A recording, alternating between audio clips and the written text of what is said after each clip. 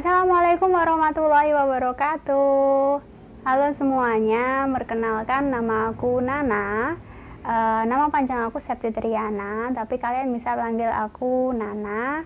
Sebelumnya aku mau mengucapkan selamat Hari Raya Idul Fitri bagi kalian yang merayakan. Semoga kita selalu dalam keadaan yang sehat, selamat, dan bahagia. Di video kali ini aku akan membahas mengenai peralatan dasar yang dibutuhkan bagi perajut pemula. Jadi kalau kalian baru mau mulai merajut dan kebingungan perlu beli barang apa aja, mana aja yang perlu dibeli, video ini akan membantu kalian untuk membeli barang yang dibutuhkan dan menyingkirkan barang-barang yang sebetulnya enggak begitu dibutuhkan. Jadi benda pertama yang wajib banget kalian punya dan harus ada, karena ini tuh seperti kaki bagi dunia perkrochetan atau perajutan. Jadi kalau kalian nggak punya benda ini, itu kalian kayak nggak punya kaki. Jadi kalian nggak bisa kemana-mana dan nggak bisa ngebuat apa-apa. Jadi apakah itu? Yes, ini dia. Sedang kelihatan nggak? Oke. Ini namanya crochet hook. Kalau di luar namanya crochet hook, tapi kalau di Indonesia ini namanya hakpen. Jadi kalau kalian butuh jarum untuk merajut yang crochet, itu kalian bilangnya hakpen. Nah, hakpen ini yang aku pegang ini size-nya kecil. Ini adalah hakpen pertama yang aku punya ketika aku mulai merajut 2 tahun yang lalu. Ini aku gunain untuk ngerajut shawl, dan menurut aku waktu itu aku tuh salah banget ngerajut shawl pakai ini. Kenapa? Karena aku beli benang yang tebal, tapi aku merajut pakai ukuran yang sangat kecil. Oke. Jadi sebetulnya yang namanya hakpen itu ada ukurannya, ada size-nya. Kalau di sini tertulis size-nya 5 dan 6. Jadi ini double pointed hakpen. Di sini ada kailnya, ada hook-nya. Di sini juga ada hook-nya. Ya. Jadi double. Yang sebelah sini itu 5, yang sebelah sini itu 6. Biasanya di sini ada tulisannya. Nah, ini hakpen ini mereknya Rose, dan ini yang paling banyak di Indonesia. Rose ini memang untuk ukuran hakpennya dia lebih kecil daripada merek-merek yang lainnya. Nah, aku punya merek yang lainnya di sini. Ini merek Tulip dari Jepang, dan mereka biasanya size-nya itu lebih besar daripada ini. Jadi katakanlah sama-sama ini ukuran 5, ini juga ukuran 5. Merek dari Tulip akan mempunyai hook yang lebih besar, sedikit lebih besar daripada yang Rose. Jadi kalau kalian pengen hook yang emang lebih besar, kalian bisa beli hakpen yang dari luar. Nah, terus aku kemarin nyoba untuk beli hakpen tanpa merek. Harganya tuh cuma 10.000. Aku beli 2 ini. Yang satu ukurannya 10, yang satu ukurannya 6. Karena aku penasaran dengan hakpen ukuran besar, walaupun aku belum pernah pakai. Ini 10, ini 6. Jadi aku beli, yang satu harganya 10.000, yang satu 7.500. Dan sampai sekarang belum pernah aku pakai. Kenapa? Karena mereka berat. Jadi bahannya tuh dari besi gitu kayak. Padahal yang namanya hakpen, semakin besar ukuran hakpennya, itu harusnya dia bahannya semakin ringan, karena biar dipakai tuh nggak capek. Jadi karena itu aku saranin kalau kalian mau beli hakpen, beli aja 1 atau 2 hakpen yang menurut kalian emang beneran bakal kalian pakai terus, ya. Nah, tapi pastikan kalian beli dengan kualitas yang oke. Karena kalau kalian belinya yang kan punya banyak gitu, 10, tapi kualitasnya abal-abal, kualitasnya nggak begitu bagus gitu, itu cuma akan membuat kalian semakin kesulitan dalam mengaitkan atau merajut gitu, jadi tambah sulit. Jadi saran aku emang mending beli 1 atau 2 tapi yang bagus gitu. Iya, aku lupa bilang, ini untuk yang hakpen Tulip dia kan 8 gini ya, 8 garis 0, sedangkan untuk yang ini dia tulisannya kelihatan nggak ya,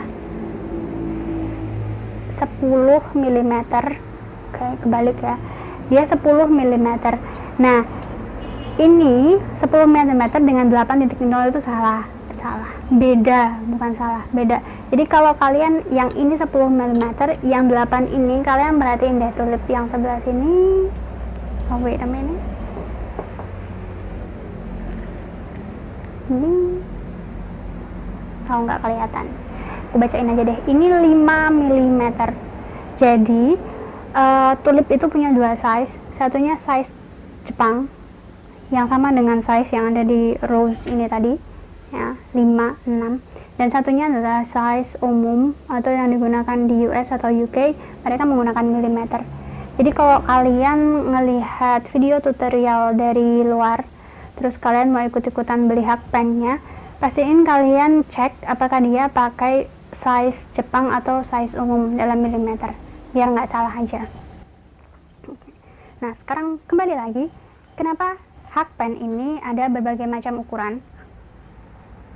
Karena kalau kalian perhatikan di benang rajut, mereka juga mempunyai berbagai macam ukuran. Coba sekarang lihat. Aku punya 1, 2, 3, dan 4 benang rajut. Nah, kalau kalian lihat detailnya ini aja deh yang paling kelihatan. Ini dia tipis banget, kecil banget, dan yang ini dia lumayan besar. Ini ya, aku bandingin ya.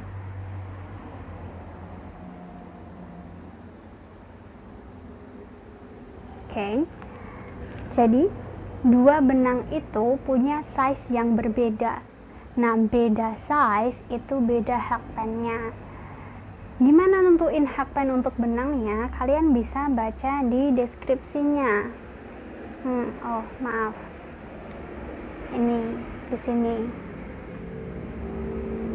Jadi di sini tertulis dengan jelas materialnya 100% polyester. Big ply itu maksudnya adalah dia ukurannya besar.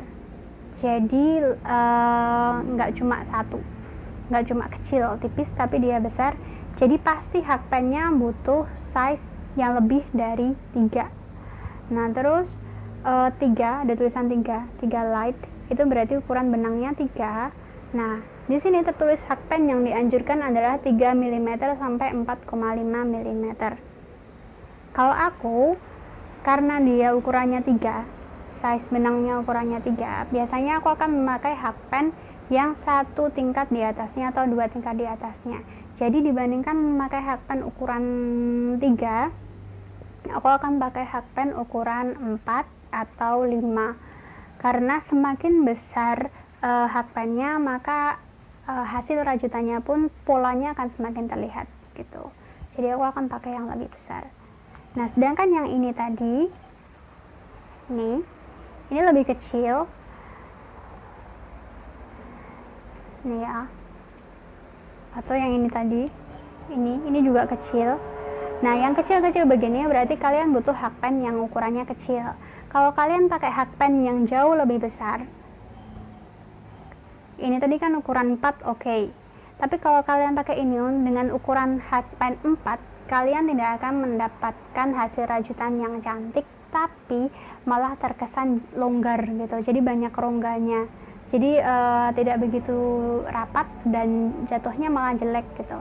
Jadi kalian memang harus menggunakan hakpen yang sesuai dengan benangnya. Karena itu, kalau kalian mau beli hakpen, aku saranin sih beli hakpen antara ukuran 3, 4, atau 5. Karena itu, karena hakpen ukuran itu yang paling umum di Indonesia. Jadi benang-benangnya pun umum di ukuran segitu gitu. Bahkan untuk rose pun kalian bisa beli hakpen 3 mm atau 3,5 mm gitu. Oke, sekarang kita bicara tentang macam-macam benangnya, maksudnya dari bahannya. Jadi bahan-bahan benang pun ada berbagai macam dan beda bahannya itu beda fungsinya. Jadi contohnya yang ini polyester. Walaupun di sini tertulis soft ya, ada tulisannya soft kemarin, soft gitu. Cuman karena dia bahannya polyester, dia nggak bisa dipakai untuk membuat sweater. Jadi kalau kalian pakai ini untuk buat sweater, itu nggak akan pas, nggak akan nyaman dipakai karena bahannya kaku dan tidak menyerap keringat. Jadi kalau untuk bahan-bahan polyester kayak gini, ini bagusnya untuk dipakai untuk membuat tas atau sepatu atau rajutan-rajutan yang lainnya yang memang nggak dipakai di badan. Jadi sebelum membeli benang, jangan cuma melihat dari warnanya yang cantik aja, tapi kalian juga harus tahu itu fungsinya mau buat apa. Kalian mau bikin rajutan apa, jadi benangnya pun kalian tahu harus beli benang apa gitu. Sekarang aku lanjutin ya. Untuk barang-barang yang lainnya ini optional, bisa kalian punya, bisa kalian ganti dengan benda yang lainnya. Optional yang pertama itu ini namanya tapestry needle.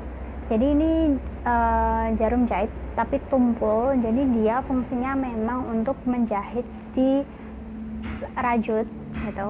Jadi yang paling penting adalah bagian belakangnya ini.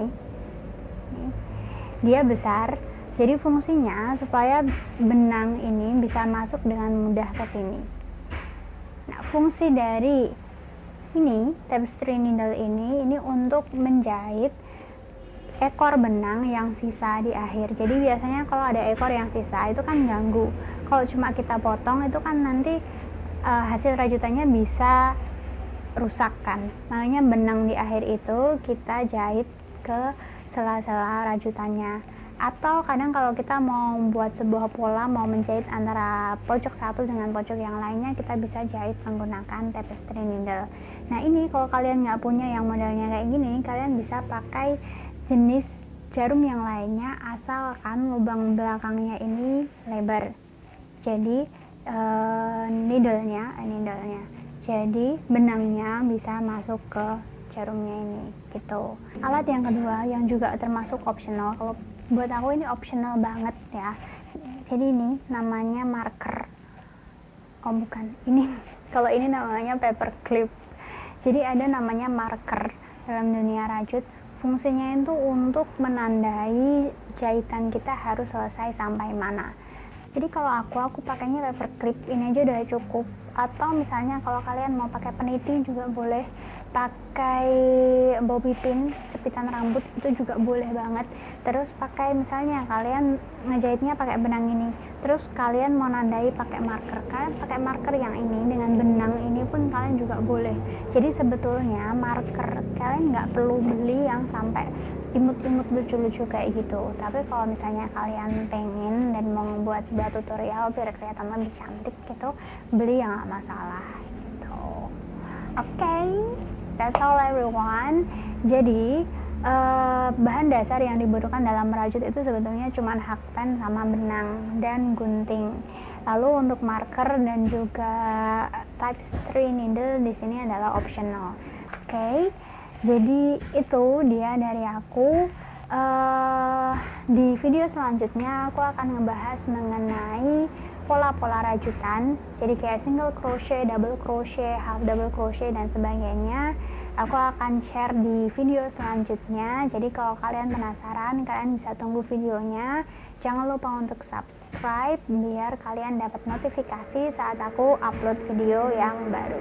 Okay, I think that's all everyone. Thank you very much for watching. Terima kasih sudah mau melihat. Jangan lupa tetap jaga kesehatan. Stay di rumah dulu kalau memang kalian nggak harus kemana-mana. Okay, be careful. Bye. Oh, wassalamualaikum warahmatullahi wabarakatuh.